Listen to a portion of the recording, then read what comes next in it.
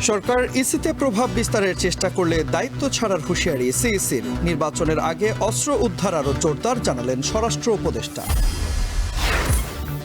সচিবালয়ে আমলাদের দৌরাত্মে উপদেষ্টারা অসহায়, মন্তব্য মির্জা ফখরুলের। সব ক্ষেত্রে জবাবদিহিতা নিশ্চিতে দ্রুত নির্বাচনের তাগিদ আমির খসরুর। জুলাই সনদ কার্যকরে গণপরিষদ নির্বাচনে কেন বাধা, প্রশ্ন আক্তারের। পুরনো সংবিধানে ভোটে যাওয়া নিয়ে সংশয় এনসিপির। নারায়ণগঞ্জের সিদ্ধিরগঞ্জে ফ্রিজের কম্প্রেসার বিস্ফোরণ, আগুন। একই পরিবারের 9 জন দগ্ধ। মাইলস্টোন ট্র্যাজেডির 1 মাস পর আরেক শিক্ষার্থীর মৃত্যু।